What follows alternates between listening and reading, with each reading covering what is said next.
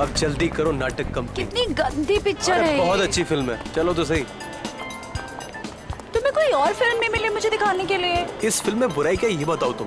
मुझे नहीं अच्छी लगती ऐसी भूतिया डरावनी फिल्में। तुम्हें पसंद नहीं है या डर लगता है? मुझे कोई डर वर नहीं लगता है, समझे? हाँ। और वैसे भी ना ये आत्मा वात्मा कुछ नहीं होता। तुमसे अगर ये बोला जाए फिल्म तुम्हें अकेले देखनी है, अकेले देख सकती हो? हाँ। अरे जरा पास तो आओ। तुम्हें पता है अंग्रेजी हॉरर फिल्म के डायरेक्टर के साथ क्या हुआ था जब उसने अपनी ही फिल्म अकेले देखी थी? मालूम है क्या हुआ था। तभी मैं डरने वाली नहीं हूँ, समझे? और ना ही मुझे दिल का दौरा पड़ने वाला है। लेकिन तुम्हें नहीं लगता कि जब एक लड़का लड़की फिल्म देखने आते हैं तो उनको रोमांटिक फिल्म देखनी चाहिए, ना कि ऐसी भूतिया पिक्चर? अगली बार तुम्हें रोमांटिक फिल्म दिखाऊंगा। वो तुम्हारा फेवरेट हीरो क्या नाम है? अरमान कुमार। खुश? हाँ खुश। जल्दी करो। वैसे भी ना हॉरर हो या रोमांटिक हो, लेकिन पैसे तो वसूल होने चाहिए। सही बात है।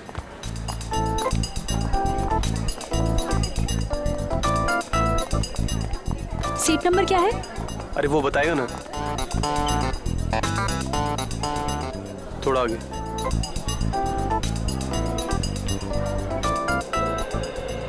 चेतावनी, आतंकवाद से लड़ने में हमें सहयोग दें। किसी भी भीड़ भाड़ वाली जगह पर अगर कोई लावारिस पड़ी चीज दिखे तो तुरंत हमें सूचित करें। वो लावारिस पड़ा वाहन या बैग एक बॉम्ब भी हो सकता है। फिल्म का आनंद लेने से पहले अपनी सीट के नीचे जरूर चेक करें। हमारी थोड़ी सी समझदारी बड़े हादसों को टाल सकती है। धन्यवाद। शगुन, तुम्हारी सीट के नीचे बम तो नहीं है? मोहे, तुम्हारे मजाक भी ना बिल्कुल तुम्हारी तरह बोरिंग हो गए हैं। अरे मैं तो अच्छे नागरिक का फर्ज निभाने की बात कर रहा था। तुम्हें नहीं देखना तो मत देखो, मैं देख लेता हूँ। शगुन, तुम्हारी सीट के नीचे बैग है। मोहे, तुम्हें लगता है तुम इतनी आसानी से मुझे उल्लू बना सकते हो? तुम्हारे सर की कसम, नीचे बैग है। सच में? हाँ देखो ना। Oh my God, नीचे तो सचमुच में बैग है। कहीं इसमें बम तो नहीं है? हो सकता है, कुछ भी हो सकता है। अब क्या करें?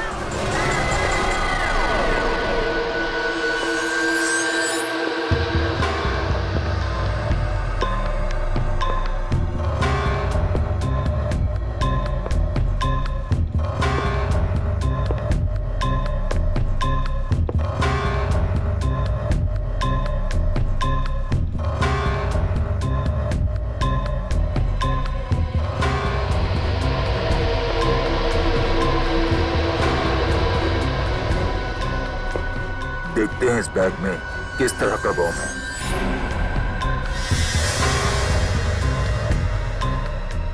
अरे इस बैग में तो बम नहीं है, तो फिर क्या है? एक मिनट देखते हैं।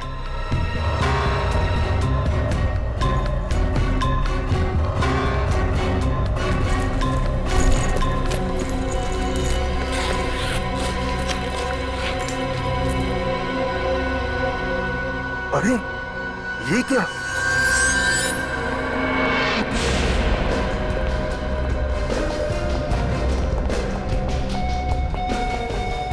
सर, इसी बैग में कटा हुआ हाथ है।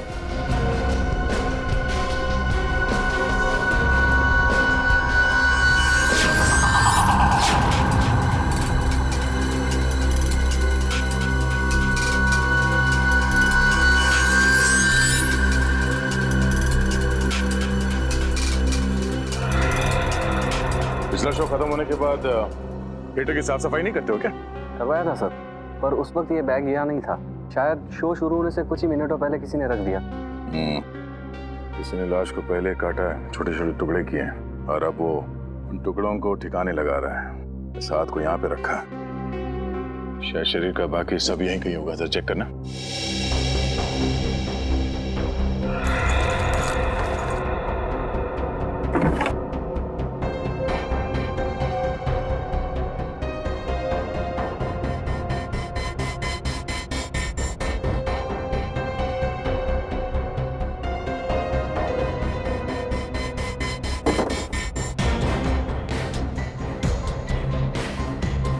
कुछ मिला? नहीं सर।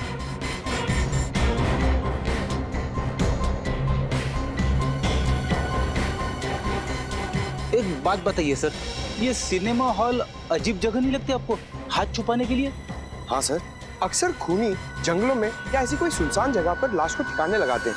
ये सिनेमा हॉल की सीट के नीचे। पता नहीं इस खूनी के दिमाग में क्या चल रहा है। ये हाथ तुम लोगों को कुछ अजीब नहीं लग रहा? अजीब क्या सर? ये देखो, हाथ को काटने के बाद भी कहीं पे भी खून का कोई निशान नहीं है। ऐसा लगता है कि खूनी ने हाथ काटने के बाद एकदम साफ कर दिया इसे। हाँ सर, हाथ को इतने अच्छे से साफ किया कि उनकी एक बूंद भी नहीं दिख रही है। हाँ, ये चक्कर कुछ और ही लगता है।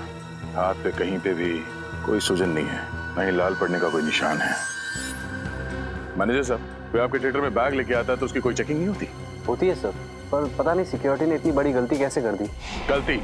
एक आदमी का कटा हुआ हाथ थिएटर के अंदर लाया गया है और आप उसे गलती कह रहे हैं? हाँ? आपके थिएटर के बाहर सीसीटीवी कैमरा लगा हुआ है? जी सर। सर ये देखिए, ये शो शुरू होने से पहले थिएटर के बाहर का फुटेज दिखाना था। जी सर, दिखाता हूँ।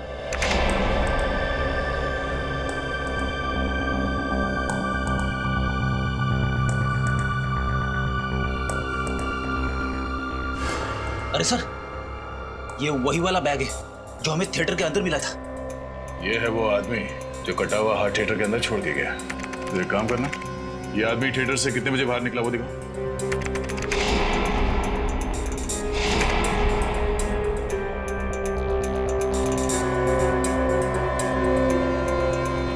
सवा 12 बजे अंदर गया और 12:20 को बाहर। 5 मिनट में अपना काम कर गया ये। मगर जाते जाते अपना खूबसूरत चेहरा दिखा के गया है। अब ये नहीं बचेगा। इसके हाव भाव से लगता नहीं है घबराया हुआ है। कहीं ये पेशेवर खूनी तो नहीं है? पता चल जाएगा। एक काम करो, इसकी तस्वीरें हर जगह भेज दो और क्रिमिनल डेटाबेस में भी चेक करवाओ। आसान के कुछ बातचीत हुई हाथ के साथ? क्या बताया इसने कि किसका हाथ है, किसने काटा इसे, कैसे काटा इसे? बॉस, इस हाथ ने बताया कम, पूछा ज्यादा। क्या इस हाथ ने उल्टा आपसे ही सवाल पूछ लिया? हाँ ब्रेडी, और सवाल नहीं पूछा, सीधे पहेली पूछ डाली और कहा कि अपने आप को बहुत 30 मार का फॉरेंसिक एक्सपर्ट समझते हो ना, तो ये पहेली सुलझा करके देखो। ऐसी क्या पहेली है डॉक्टर साहब, हमें भी बताइए, शायद हम आपकी कोई मदद कर दें। हाँ जरूर दे। वैसे भी यार आज तारीखा नहीं आई है, शायद आप लोग मेरी मदद कर दें। ये देखो, हाथ का ये वाला हिस्सा यहाँ कलाई के पास। बॉस, ये हिस्सा अभी भी बहुत ज्यादा नरम है, सूख करके सख्त नहीं हुआ। इसमें हैरानी की क्या बात है सालुंके साहब? कई लोगों के हाथ नरम होते हैं, कईयों के सख्त होते हैं, है ना? रेडी, तुम मेरी बात समझ नहीं रहे हो यार। देखो, जब किसी इंसान का कोई अंग काट करके अलग किया जाता है तो वहां से बहते हुए खून को रोकने के लिए दिमाग एक सिग्नल भेजता है ताकि वो खून बहना बंद हो जाए, सूख जाए। लेकिन इस हाथ में ऐसा कुछ नहीं हुआ। मतलब इस इंसान के दिमाग ने कोई सिग्नल दिया ही नहीं? बिल्कुल नहीं दिया, कोई सिग्नल नहीं दिया। बल्कि इस हाथ की तो सारी नसें, सब हड्डियां सही सलामत है। कहीं से कुछ कटने का निशान नहीं है, कहीं पर कोई नर्व टूटी या कटी हुई नहीं है। यार ये तू कैसे कह सकता है सालुंके? देख, किसी भी इंसान का हाथ अगर काटा जाए या उखाड़ा जाए तो जहां से भी ये काटा गया हो या उखाड़ा गया हो वहां पर बाकी नसें या हड्डियां तो होंगी होंगी ना। तुम बात बिल्कुल ठीक कह रहे हो बॉस, लेकिन इस हाथ में ऐसा कुछ नहीं मिला मुझे। बल्कि इस हाथ को देख करके लगता है कि ये हाथ किसी शरीर का हिस्सा ही नहीं है। इस हाथ की अपनी एक अलग हस्ती है, अलग है ये हाथ बिल्कुल। डॉक्टर साहब, अब आप पहेलियां बुझा रहे हैं। मैंने कहा था ना दया, ये बहुत टेढ़ी पहेली है ना? कहा था ना। और बताता हूँ बॉस, इस हाथ को लैब में पड़े हुए पूरे 5 घंटे हो गए, लेकिन इस हाथ के सड़ने की गति इतनी धीमी है कि आधा घंटे वाले लक्षण भी नहीं दिखाई दे रहे इस हाथ में। उंगलियों के निशान मैच हुए?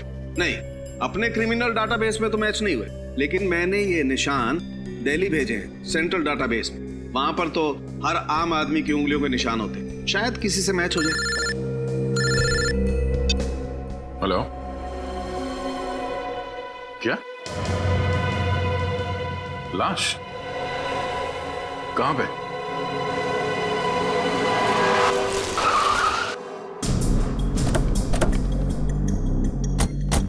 यही जगह बताई थी ना उस आदमी ने?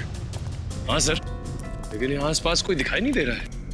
कमाल, जिस आदमी ने फोन किया खुद ही गायब है। सर कहीं उसी ने तो फोन नहीं किया? हो तो सकता है।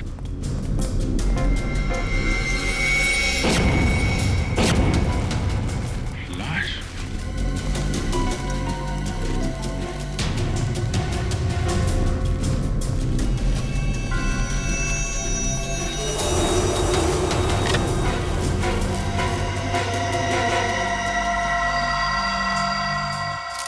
ये तो वही आदमी है जो सिनेमा हॉल में बैग में कटा हुआ हाथ रखने गया था। सर अभी तक हम सोच रहे थे इसने किसी का खून कर दिया, लेकिन यहाँ पे तो किसी ने इसे ही मार दिया।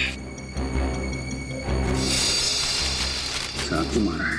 पता नहीं क्या चल रहा था इस आदमी के दिमाग में। सिनेमा हॉल में कटा हुआ हाथ रखने गया और यहाँ पे खुद शिकार हो गया। सर हो सकता है इसने हाथ काटा ही ना हो और इस जुर्म में इसका कोई संबंध भी ना हो। संभावनाएं तो बहुत कुछ है, लेकिन पता तभी लगेगा जब हमें इस आदमी की पहचान मालूम होगी।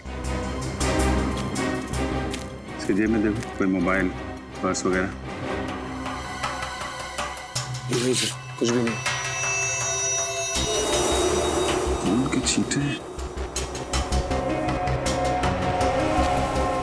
ये देखा, ये इस तरफ जा रहे हैं। यहाँ पे इतना सारा खून पड़ा हुआ है, इसका मतलब इस आदमी को यहाँ पे चाकू मारा गया है।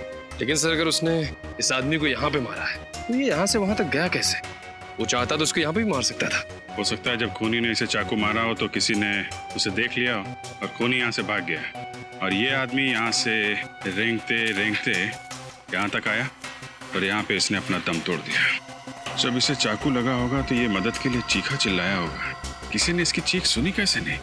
एक काम करो, जरा यहाँ आसपास जितने भी लोग रहते हैं सबको बुलाओ, इकट्ठा करो। हम सच कह रहे साहब, हमने ना कुछ देखा ना कुछ सुना। बकवास कर रहे हो तुम। एक आदमी का खून हो गया, तड़प तड़प के मर गया वो, और किसी ने कुछ देखा नहीं है, ना ही कुछ सुना। ऐसा कैसे हो सकता है? तुम इधर आओ, इधर आओ, इधर आओ। क्या बात है, कुछ कहना चाहते हो? नहीं साहब। तो फिर पसीने क्यों निकल रहे? साहब गर्मी बहुत है इसलिए। गर्मी बहुत है, बारिश हो चुकी है, मौसम ठंडा है और तुम्हें पसीना निकल रहा है। देखो, जो कुछ जानते हो चुपचाप बता दो। तुम्हें फोन किया था ना? हाँ साहब। तो फिर भागे क्यों? यहाँ पे रहना चाहिए था ना तुम्हें। साहब मैं डर गया था, मैंने सोचा फोन करके मैंने कोई गलती कर दी। मैं सीआईडी के लफड़े में नहीं पड़ना चाहता था साहब। सीआईडी को फोन करके तुमने कुछ गलत नहीं किया है, सिर्फ अपना फर्ज निभाया तुमने। अगर इस आदमी की जगह तुम्हारा कोई रिश्तेदार, तुम्हारा परिवार का कोई आदमी होता तब भी तुम यही करते, मदद करते कि नहीं? हाँ साहब। बताओ क्या देखा तुमने? कल रात की बात है साहब। रुक जाएंगे। तेरा भांडा बहुत जल्दी पूरी दुनिया के सामने फूटने वाला है। क्या करेगा, क्या करेगा? मार दूंगा तुझे, इससे पहले कि सीआईडी मुझ तक पहुंचे खत्म कर दूंगा तुझे। अरे क्या क्या कर रहे हो? अरे रुको। अरे भाई साहब, अरे क्या हुआ? रुके भाई साहब, अभी एम्बुलेंस बुलाता हूं मैं। ये तो मर गया, अब क्या करूं मैं? उस आदमी ने बाएं हाथ से चाकू मारा था? हाँ साहब। सर कोई आदमी जिंदा तो नहीं है जिसका कटा हुआ हाथ हमें थिएटर में मिला था? बाद में उसने इस आदमी का खून कर दिया। ये तो तभी पता चलेगा जब वो आदमी हमें मिलेगा। Hello, okay okay okay okay, thank you very much. उस आदमी का पता चल गया है, वो एक बिजनेसमैन है और उसका नाम सौरभ है।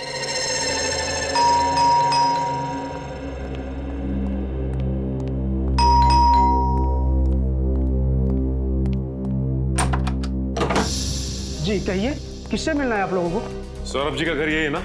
जी हाँ। सुनील कौन है?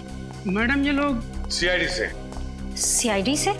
जी देखिए, हमें एक आदमी का कटा हुआ हाथ मिला है। क्या कटा हुआ हाथ? जी, और वो हाथ आपके पति सौरभ का है। ये क्या कह रहे हैं आप? आपको जरूर कोई गलतफहमी हुई है। नहीं मैम, हमें कोई गलतफहमी नहीं हुई। उस कटे हुए हाथ के उंगलियों के निशान आपके पति सौरभ की उंगलियों के निशान के साथ मैच होते हैं। ये कैसे हो सकता है? एक मिनट रुकिए, मैं सौरभ को बुलाती हूँ। सौरभ, क्या हुआ रीमा? ये सीआईडी वाले हैं। सीआईडी? और इनका कहना है कि इन्हें कटा हुआ हाथ मिला है जिसपे आपकी उंगलियों के निशान हैं। What nonsense! मेरे हाथों को कुछ नहीं हुआ, आप देख सकते हैं। सर ऐसा कैसे हो सकता है? हमें जो कटा हुआ हाथ मिला था उसके उंगलियों के निशान और इनके हाथों के उंगलियों के निशान मैच कैसे हो सकते हैं? वही तो, दो अलग अलग लोगों के उंगलियों के निशान एक जैसे कैसे हो सकते हैं? ये आप लोग क्या कर रहे हैं? मेरी कुछ समझ में नहीं आ रहा। सौरभ जी, आप प्लीज हमारे साथ हमारे सीआईडी के फोरेंसिक लैब चलिए, हम आपकी उंगलियों के निशान चेक करना चाहते हैं। अजीब मुसीबत है, आप देख सकते हैं कि मेरे हाथों को कुछ नहीं हुआ, फिर मेरे फिंगरप्रिंट्स लेने का क्या मतलब? फिर भी प्लीज आप हमारी मदद कीजिए, हम ये पता लगाना चाहते हैं कि वो कटा हुआ हाथ है किसका और उसकी उंगलियों के निशान आपकी उंगलियों के निशान के साथ कैसे मैच होते हैं, क्यों मैच होते हैं? और कितना वक्त लगेगा? 2 मिनट, अभी डीएनए रिपोर्ट आ रही है। प्लीज थोड़ा जल्दी कीजिए, मेरी एक बहुत ही जरूरी मीटिंग है। हांगकांग से कोई डेलीगेट्स आए हैं, आप तो जानते हैं वो लोग टाइम के कितने पक्के हैं। सौरभ जी, आप चिंता मत कीजिए, आप अपनी मीटिंग के लिए सही वक्त पर पहुंच जाएंगे, समझे? सिर्फ इतना बताइए, क्या आप इस आदमी को जानते हैं? नहीं सर, कौन है ये आदमी? ये वही आदमी है जिसने ये कटा हुआ हाथ थिएटर में छोड़ दिया था। ओह माय गॉड, क्या हुआ सोलंकी? बॉस, ये डीएनए रिपोर्ट का मेल आ गया है। आप इसके लिए चौंके क्योंकि आपको पता चल गया कि ये हाथ मेरा नहीं है, करेक्ट?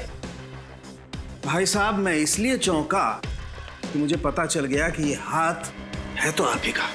क्या? और सिर्फ वो हाथ ही नहीं, इसके फिंगरप्रिंट्स और उसकी डीएनए रिपोर्ट, ये भी आप ही से मैच करती है। क्या? ये आप क्या कह रहे हैं? देखिए, मेरे दोनों हाथ सही सलामत है, ये देखिए आपके सामने है। इनमें से कोई भी हाथ आपको नकली लग रहा है? नहीं, मानता हूं, मैं मानता हूं कि ये दोनों हाथ आपके सही सलामत हैं, ये दोनों हाथ नकली नहीं है। लेकिन जैसे ये बात सही है, वैसे ही वो भी बात सही है कि वो जो हाथ है वो भी आप ही का है। इसका मतलब मेरे 3 हाथ हुए। देखिए, मेरे पास आपकी बातों के लिए टाइम नहीं है, प्लीज। मुझे देर हो रही है अपनी मीटिंग के लिए, सो प्लीज एक्सक्यूज मी। क्या मैं जा सकता हूं? आप जा सकते, लेकिन अगर जरूरत पड़े तो हम आपको फिर से बुला लेंगे, ठीक है? ठीक है, जाइए। Thank you. डॉक्टर साहब, ये क्या चक्कर है? किसी इंसान के 6 उंगलियां होती है, ये तो हमने देखा है, पर किसी इंसान के 3 हाथ? हाँ यार दया, बात मेरे भी समझ में नहीं आ रही कि आखिर ये चक्कर क्या है। लेकिन डीएनए की रिपोर्ट तो गलत नहीं हो सकती। बॉस, ये हाथ तो इसी सौरभ का है। अब कैसे है ये नहीं पता चल पाया। यार दिमाग खराब कर देता है तू सौरभ के। यार तेरे पास इस उम्मीद से आता है कि तू कोई तो सुराग देगा जिसकी वजह से हम केस को आगे ले जा सकते, लेकिन नहीं, दिमाग घुमाने के अलावा और कुछ करता ही नहीं है तू। अरे बाबा, नाराज क्यों होते हो? देता हूँ, सुराग भी देता हूँ, और इस बार ऐसा सुराग दूंगा कि तुम मुझे मोतीचूर के लड्डू खिलाओगे। बोलो, एक मिनट।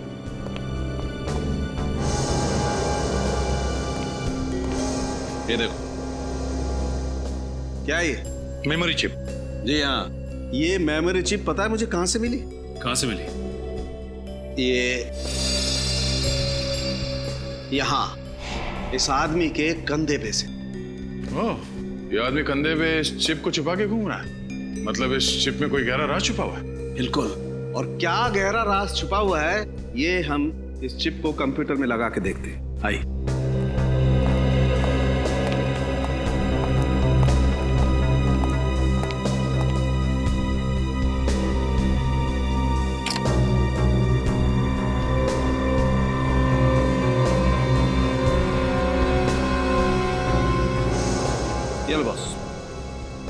जतिन कुमार, हेमंत, दिव्येंदु, सुशील, चिराग, ये तो शहर के बड़े बिजनेसमैन हैं।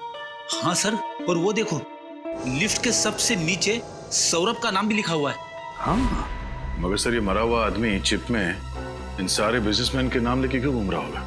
दया, जरूर इस मरे हुए आदमी का इन बिजनेसमैन के साथ कोई ना कोई कनेक्शन है, पर क्या होगा कनेक्शन? सर, सभी नामों के आगे नंबर्स लिखे हुए, बड़े अजीब लग रहे हैं। ये किस चीज के नंबर हो सकते हैं? हाँ, है तो बड़े अजीब नंबर। लगता है ये किसी खुफिया बैंक अकाउंट के नंबर्स हैं, किसी विदेशी बैंक के। हाँ सर, इस आदमी ने इन सारे बिजनेसमैन के काले धंधे का भांडाफोड़ करने की सोची होगी और इसीलिए मारा गया।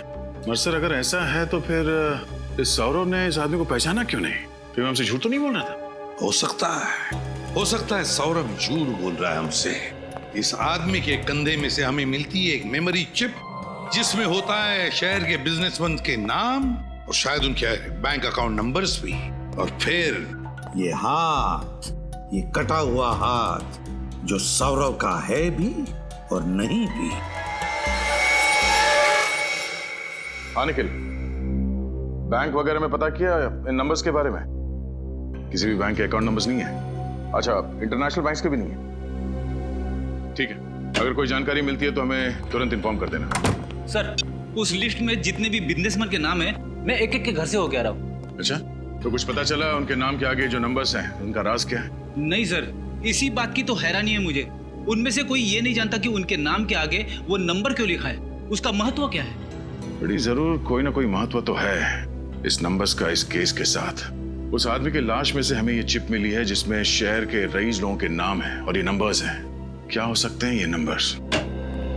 सर। हाँ सचिन। सर मैं सौरभ के घर से आ रहा हूँ। सौरभ के ड्राइवर ने एक खास बात बताई। क्या खास बात? यही कि वो हर सोमवार को सीडी के हॉस्पिटल जाता है। हर सोमवार को सीडी के हॉस्पिटल? कि उसका कोई रिश्तेदार या दोस्त भर्ती है क्या इस हॉस्पिटल में? नहीं सर, ये तो नहीं मालूम, लेकिन ये बात उसे छिपाने के लिए कही गई थी। यहाँ तक कि सौरभ की बीवी को भी ये बात नहीं मालूम। कहीं सौरभ को कोई बीमारी तो नहीं थी जिसका वो चोरी छुपे इलाज करा रहा हो? अब ये तो सीडी के हॉस्पिटल जाने के बाद ही पता चलेगा। हाँ ठीक है। डॉक्टर सुमित। जी हाँ, आप लोग कौन? जी हम लोग सीआईडी से। सीआईडी से? जी हाँ सीआईडी। बाहर रिसेप्शन पे पता चला कि बिजनेसमैन सौरभ का इलाज आप ही करते हैं। जी हाँ, लेकिन इस इलाज का सीआईडी से क्या लेना देना? डॉक्टर सुमित, हमें एक लाश मिली है, एक खून हुआ है और खूनी को ढूंढने में हमें आपकी मदद चाहिए। मैं आप लोगों की कैसी मदद कर सकता हूँ? हमारे कुछ सवालों का जवाब देकर। जी पूछिए। आप सौरभ जी का इलाज कर रहे हैं ना? क्या बीमारी है उनको? उनका बायां हाथ गैंग्रीन से ग्रस्त है। गैंग्रीन? ये गैंग्रीन क्या होता है डॉक्टर साहब? इस बीमारी में मरीज के हाथ के अंदर एक ऐसा बैक्टीरिया पैदा हो जाता है जो हाथ को धीरे धीरे खोखला कर देता है, और जब इस बैक्टीरिया की शक्ति हद से ज्यादा बढ़ जाती है तो हाथ को शरीर से काटकर अलग करना पड़ता है ताकि ये बीमारी शरीर के किसी दूसरे भाग में न फैल सके। मतलब सौरभ जी की बीमारी इतनी बड़ी नहीं है कि उनका हाथ काटना पड़े, हैं? हाँ, मगर ये बीमारी बहुत तेजी से फैल रही है। अगले 6-8 महीनों में उनका हाथ काटना पड़ेगा। 6-8 महीनों में हाथ काटना पड़ेगा? तो इसीलिए उन्होंने अपने घर वालों से ये बात छुपा के रखी है अपनी बीमारी के बारे में। हाँ, वो नहीं चाहते थे कि बेवजह ये सब जानकर उनके घर वाले परेशान हो। सर, आपके साइन चाहिए थे सर। यार तो फिर आ गया। तुम इंश्योरेंस वाले भी बहुत परेशान करते हो। जितना ऑटोग्राफ किसी एक्टर को नहीं देना पड़ता है उतना सिग्नेचर तुम हम आम आदमी से ले लेते हो। सर, आप कौन से किसी सेलिब्रिटी से कम है? तुम लोगों की वजह से ही मार्केट में मक्खन का भाव बढ़ गया है। एक्सक्यूज मी सर, आप 2 मिनट रुकिए, मैं भी आता हूँ। जी चलो। सौरभ जी का बायां हाथ कटने वाला है 6-8 महीनों में, और हमें मिला है एक दूसरा बिल्कुल वैसा ही बायां हाथ जिसका डीएनए मैच होता है सौरभ के डीएनए के साथ। मतलब सौरभ जी ने पहले से ही इंतजाम करके रखा है नए हाथ का। हेलो। हाँ क्या? देखिए आप घबराइए मत, हम लोग पहुंचते हैं। सर, सौरभ की पत्नी रीमा का फोन था। सौरभ को घर से गुंडे उठा ले गए। रीमा जी। सर, आप लोगों ने आने में बहुत देर कर दी। वो गुंडे सौरभ को लेके चले गए। क्या आपने उन्हें देखा? पहचान दिया आप उन्हें? नहीं, सबने मुंह ढके हुए थे अपने। मैं किसी को नहीं देख पाई। मैंने रोकने की बहुत कोशिश की, उन लोगों ने मुझे इधर धक्का दे दिया और मैं गिर गई, और तब तक वो सौरभ को लेके निकल गए। देखिए, आप चिंता मत कीजिए, हम सौरभ जी को सही सलामत घर वापस लेकर आएंगे। सर बस अब आपका ही सहारा, बचा लीजिए उन्हें। देखिए उन्हें कुछ हो ना जाए। तुम कहाँ थे जब हमला हुआ? सर मैं उस समय मार्केट गया था। जब वहाँ से आया तो यहाँ पर सब कुछ हो चुका था। रीमा जी, आपको किसी पे शक है? कौन कर सकता है ये काम? किसी के साथ उनकी कोई दुश्मनी थी क्या? जी नहीं, उनकी किसी के साथ कोई दुश्मनी नहीं थी। मुझे बहुत डर लग रहा है, उन्हें कुछ हो ना जाए। अब घबराइए मत, हम सौरभ जी को कुछ नहीं होने देंगे। रीमा जी, जरा याद करके बताइए, क्या वो किडनैपर्स आपस में कुछ बातें कर रहे थे? और अगर कर रहे थे तो क्या आपने कुछ सुना? शायद कोई बात जिससे हमें मदद हो सके उन तक पहुंचने के लिए। याद करके बताइए। सर, वो गुंडे तो कुछ नहीं कह रहे थे, लेकिन मैंने सौरभ के मुंह से सुना था कि वो कह रहे थे उन्हें कोई इलाज नहीं करवाना है, उन्हें छोड़ दो। कोई इलाज नहीं करवाना? हाँ, मुझे यही बात तो समझ में नहीं आ रही है। जब सौरभ को कोई बीमारी ही नहीं थी तो वो किस चीज का इलाज करवाना चाहते थे? रीमा जी, हमें पता है सौरभ किस इलाज के बारे में बात कर रहे थे। क्या मतलब? समझ में नहीं आता आपको बताएं या नहीं? सौरभ जी के बाएं हाथ में गैंग्रीन हुआ है। वो हाथ अब धीरे धीरे सड़ने लगा है। क्या? सर, ये केस तो दलदल की तरह धंसता ही चला जा रहा है। जब हम सौरभ के तीसरे हाथ के राज तक पहुंचे तो किसी ने सौरभ को ही अगवा कर लिया। मुझे लगता है सर ये हमें कुछ बता सकता था जिससे खूनी तकलीफ में आ जाता। लो बॉस, पता चल गया बॉस, पता चल गया कि ये हाथ इतना धीरे धीरे क्यों सड़ रहा था। क्यों सड़ रहा था सर? बॉस, इस हाथ को एडेन गुडाल नाम के केमिकल में डुबो करके रखा गया था। एडेन गुडाल है क्या ये? बॉस, ये एक ऐसा केमिकल है जो न सिर्फ इंसान की चमड़ी को बल्कि उसके भीतर के अंगों को, उसकी नसों को भी ठीक वैसे ही संभाल करके रखता है जैसा उसे डुबोने के वक्त था। इसका मतलब है डॉक्टर साहब, ये बताना मुश्किल है कि ये हाथ कितने समय से इस केमिकल में रखा गया था? बिल्कुल दया, 6 दिन, 6 हफ्ते, 6 महीने, 6 साल, कुछ भी नहीं कह सकते। कुछ कह नहीं सकते। फिर दिमाग खराब कर दिया यार सारुण की। अरे यार, तेरे पास कोई तो जवाब होना चाहिए ना। है, जवाब है, लेकिन इस बात का जवाब मैं नहीं दूंगा। इस बात का जवाब हमें तातियाना मछली देगी। तातियाना मछली?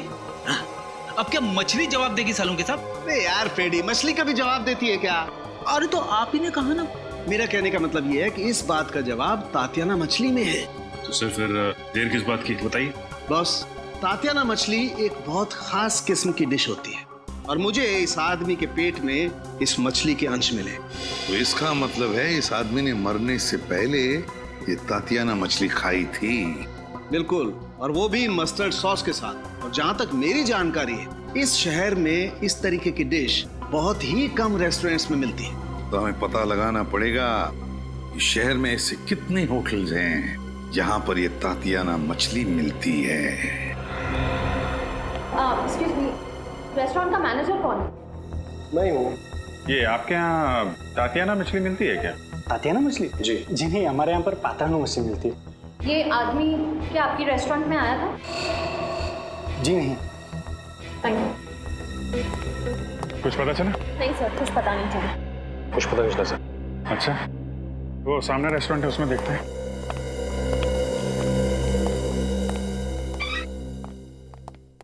Excuse me.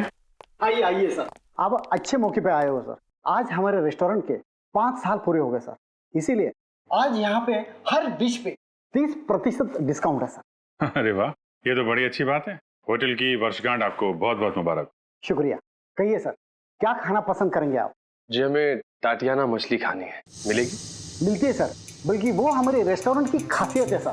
सर मैं दावे के साथ कहता हूँ कि पूरे शहर में हमसे अच्छा तातियाना मछली कोई नहीं बनाता सर। फिर तो आपने इन भाई साहब को जरूर देखा होगा आपके रेस्टोरेंट में, आपके यहाँ की स्वादिष्ट तातियाना मछली खाते हुए। हाँ मैडम, ये भाई साहब अक्सर हमारे रेस्टोरेंट में आते जाते रहते हैं। अच्छा, आपके दोस्त है क्या? हाँ, ये ऐसे ही समझ लीजिए। पर एक दिक्कत हो गई है। दिक्कत? कैसी दिक्कत सर? एक्चुअली हम लोग दूसरे शहर से आए हैं, तो अपने दोस्त को सरप्राइज देना चाहते थे, पर ये इनका एड्रेस ही खो गया।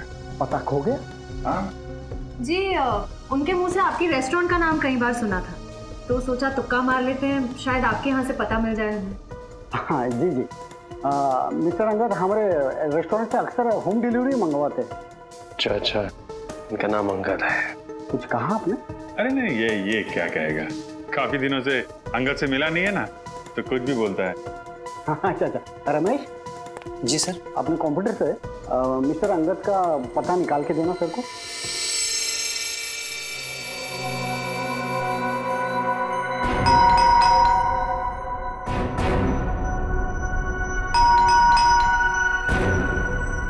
दरवाजा खोल ले, खोलो।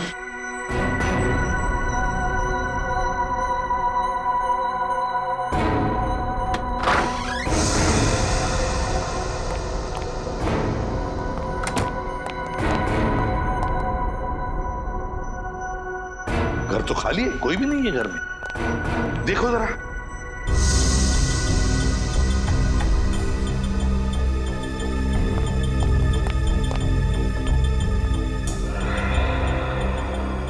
ये देखिए सर, यहाँ पे बुक्स पड़ी हुई हैं, और वो भी साइंस की। ह्यूमन बॉडी,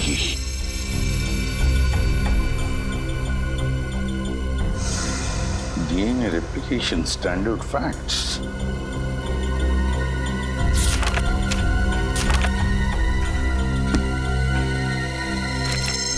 ये अंगद ने वो हाथ ऑडिटोरियम की सीट के नीचे रखा था ना? हाँ सर। उस हाथ का DNA सौरभ के DNA के साथ मैच भी हुआ था। हाँ। तो कहीं ऐसा तो नहीं कि अंगद रिसर्च कर रहा था क्लोनिंग पर, शरीर के अंग बनाने पर। हाँ सर, इन सबको देख के तो ऐसे ही लगता है। सचिन, जरूर इस अंगद के खून का राज इस रिसर्च से संबंधित है। कोई ना कोई कनेक्शन जरूर है अंगद के खून का। घर को अच्छी तरह से छान मारो, ढूंढो, कुछ ना कुछ तो सुराग जरूर मिलेगा।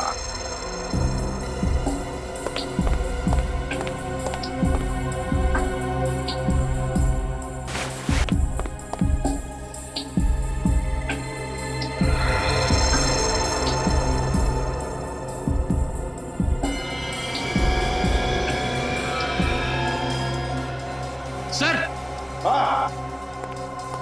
आप रेडी? कुछ मिला है? ये देखिए, कार्ड होल्डर। कार्ड होल्डर इस पेंटिंग के पीछे था।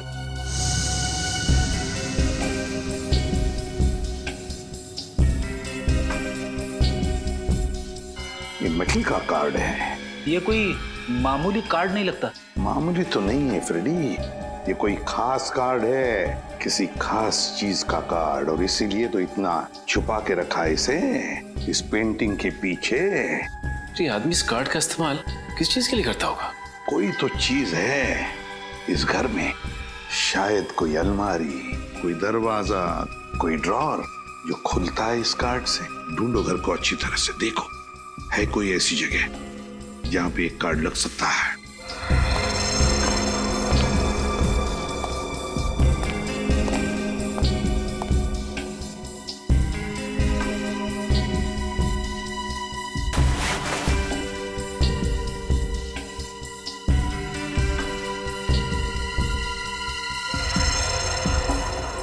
सर, इस कमरे में तो ऐसी कोई भी जगह दिखाई नहीं दे रही है जहां पे ये कार्ड लगाया जा सके। सचिन, अगर घर में नहीं तो फिर बाहर जरूर है।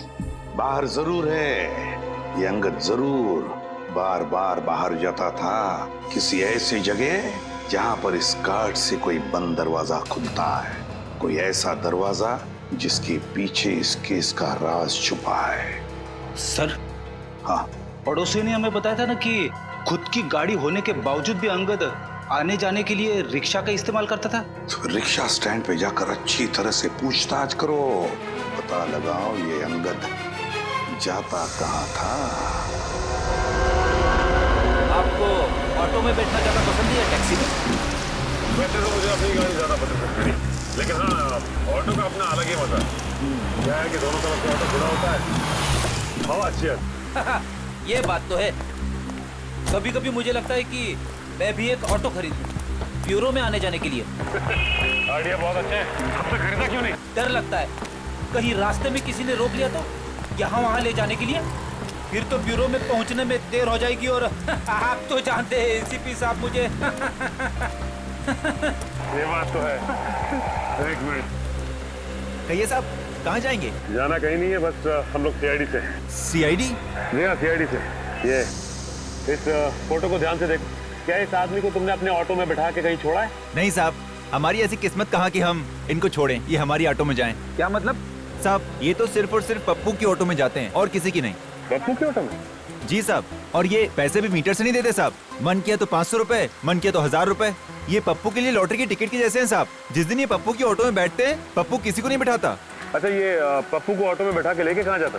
साहब, ये तो पप्पू ही जाने। कहाँ रहता है ये पप्पू? सामने। माफ कर दो साहब, अब ये आगे से नहीं होगा। क्या माफ कर दो? तुम ही हो पप्पू? हाँ साहब, अपन ही पप्पू है, और आगे भी अपन का नाम बदलने का कोई इरादा नहीं है। अगला मजाक सोच समझ के करना, हंसना भूल जाएगा तू। हम लोग सीआईडी से, समझे? सीआईडी? जी हाँ, ये आदमी हमेशा तुम्हारी रिक्शा में जाता था ना? जी हाँ, ये तो अंगद साहब की फोटो है। अब ये बताओ कि ये आदमी तुम्हारी रिक्शा में बैठ के कहाँ जाता था? अब क्या बताओ साहब, जहाँ मूड होता था वहाँ चले जाते थे, कहीं फिल्म देखने तो कहीं किसी और जगह। अरे लेकिन कोई तो ऐसी खास जगह होगी जहाँ ये जाता था अक्सर। हाँ साहब, एक जगह तो है। कौन सी जगह? महिमा क्लिनिक। महिमा क्लिनिक? जी हाँ साहब। कहाँ पे है महिमा क्लिनिक?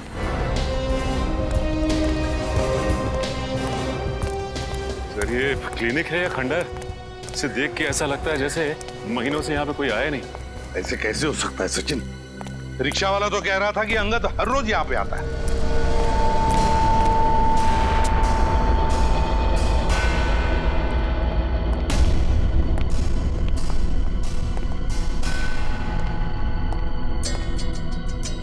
सर अगर वो यहाँ पे रोज आता है तब तो उसे यहाँ पे साफ सफाई करवानी चाहिए। इतनी गंदगी में वो काम कैसे कर सकता है? वही तो बड़ी अजीब बात है। नहीं सर, इतनी अजीब बात भी नहीं है। क्या मतलब है? तो शायद ये उजड़ा हुआ क्लिनिक दुनिया को दिखाने के लिए है। इस खुफिया दरवाजे के उस तरफ शायद इस क्लिनिक का असली चेहरा है। खुफिया दरवाजा? हाँ, और ये खुफिया दरवाजा उस मेटल कार्ड से खुलता होगा जो हमें अंगद के घर से मिला था। हाँ, निखिल कार्ड दो। सब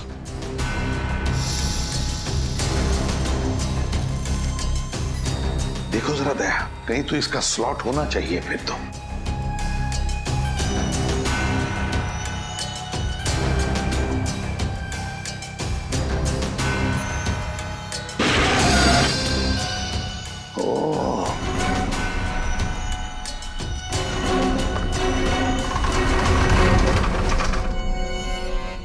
निखिल, वो अलमारी ठीक से लगा दो जगह पे। सब क्या है? सर बिल्कुल अलग दिखने वाली इस जगह में इस तरह का लैब बनाया हुआ है। वो कहावत बिल्कुल सही है सर, नेवर जज a book by its cover. हाँ, और किसी इंसान को उसके कपड़ों से मत परखो। ओह नो सर, ये देखिए।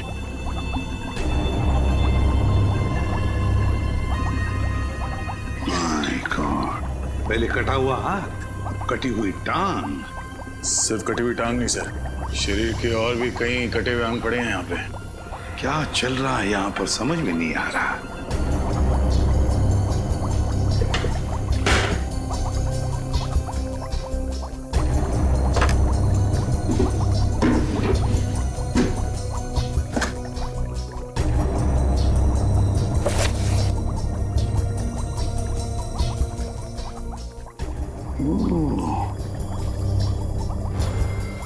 ये है सारा चक्कर। क्या हो सर? ये देखो, ये सारे जो नाम है ना इस लिस्ट में और ये नंबर्स, ये पूरी की पूरी लिस्ट बिल्कुल वही है जो हमें उस मेमोरी चिप में से मिली थी। वही लिस्ट है ये। इसका मतलब जो बिजनेसमैन के नाम के आगे जो नंबर्स लिखे थे वो नंबर्स। हाँ सचिन, वो नंबर्स कोई खुफिया अकाउंट नहीं बैंक के, बल्कि सारे अलग अलग शरीर के अंगों के नंबर्स हैं। ये देखो, हर एक कंटेनर पर वो नंबर लिखा हुआ है, बिल्कुल वही नंबर। सर जिस तरह से सौरव को नए हाथ की जरूरत थी, उसी तरह इस लिस्ट में जितने भी बिजनेसमैन हैं उन सबको किसी न किसी बीमारी की वजह से नए शरीर के अंग की जरूरत होगी। हाँ, लगता है सर यहाँ पर गैर कानूनी व्यापार चल रहा था उसका। हाँ दया, और इस सौरव का हाथ यहीं से बाहर ले जाया गया होगा। अगर यहीं से हाथ ले जाया गया है तो फिर उसका खाली कंटेनर भी यहीं पर होना चाहिए। निखिल देखो जरा।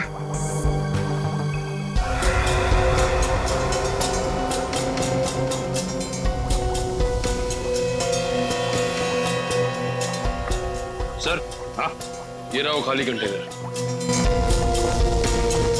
ये देखो, लेकिन एक बात समझ में नहीं आ रही है कि अंगद ने वो हाथ ऑडिटोरियम में सीट के नीचे क्यों रखा? एक और दो लाशें।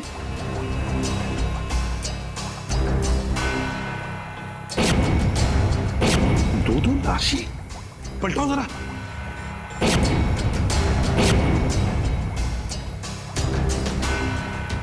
अजीब मुसीबत है। सर ये तो सौरभ है। सर लेकिन ये तो अपने लिए हाथ खरीदने आया था, इसे भला कोई क्यों मारेगा? उसी हाथ की वजह से मार डाला है सौरव को, उसी हाथ की वजह से। जो भी ये सब कर रहे हैं ना, वो समझ गए कि सौरव की वजह से हम उन तक पहुंचने वाले हैं।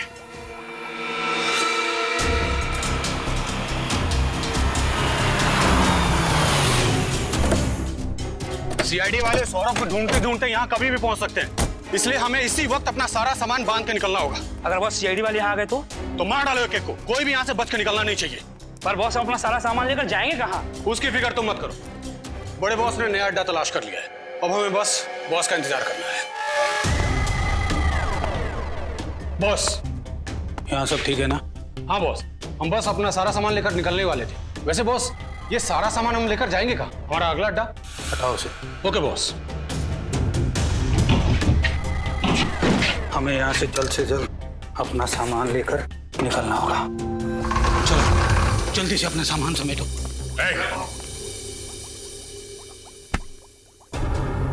अपने पापों का पूरा हिसाब नहीं देगा हमें?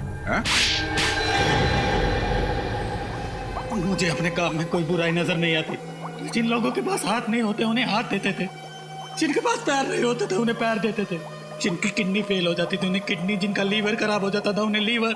आप भी बताइए कि अपंग लोगों की जिंदगी को बेहतर बनाना कोई जुर्म है क्या? तुम अपंग लोगों के शरीर को नए अंग देने के लिए दूसरे लोगों के हाथ पैर काट लेते हो, ये कहाँ का इंसाफ है? हम किसी के हाथ पैर नहीं काटते थे, बल्कि वैज्ञानिक तरीके से हम हाथ पैर उगाते थे, उनका क्लोन बनाते थे।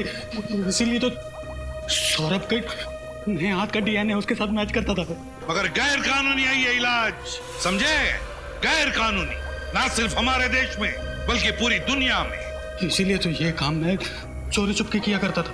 पहले मैं इंश्योरेंस एजेंट बना ताकि मैं बीमार अमीर लोगों को ढूंढ सकूं जो मुझे एक एक अंक के लिए करोड़ों रुपए दे सके, और फिर मैं अपनी इसी लैब में उनके लिए शरीर के नए अंग बनाता था। और इस काम में अंगद तुम्हारा साथ देता था? हाँ, पहले तो सब कुछ बहुत अच्छा चल रहा था, फिर एक दिन अचानक पता नहीं क्यों अंगद के अंदर का लालच जाग उठा।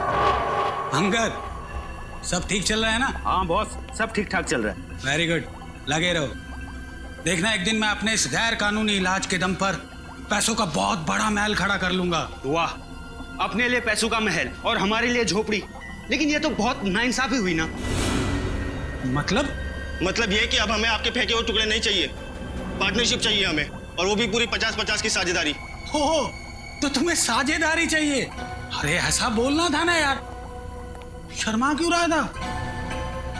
देखा अंगद, मैंने क्या कहा था? मुकुंद भाई कितने दरिया दिल है, पार्टनरशिप की बात सुनकर नाराज नहीं होंगे। मैं क्यों नाराज होने लगा भला? हाँ? अरे तुम दोनों के बिना ये काम हो सकता है क्या? आजा मेरे पार्टनर, मेरे गले लग जा। चलो पार्टनर। बोल अंगद, तुझे भी पार्टनरशिप चाहिए या जितना मिल रहा है उसमें खुश है तू? अरे ये क्या किया तुमने? रवि का खून कर दिया तुमने। मैं तुम्हें छोड़ूंगा नहीं, पूरी दुनिया के सामने तुम्हारा भांडा फोड़ दूंगा मैं। हे अंगद, रुक जा तो। और इसीलिए अंगद ने वो हाथ उस ऑडिटोरियम की सीट के नीचे छुपा दिया ताकि तुम्हारी ये पाप की लंका भस्मसात हो जाए। हैं? जब सौरभ को ये पता चला कि उसका नया हाथ आप लोगों के हाथ में लग चुका है तो वो मुझे धमकाने लगा, इसीलिए मुझे उसे भी अपने रास्ते से हटाना पड़ा। एक तरफ अपंग लोगों के लिए नए अंग बनाने की बात करते हो और दूसरे तरफ 3-3 लोगों की जान लेते हो। तुम्हें तो फांसी ही होगी, फांसी।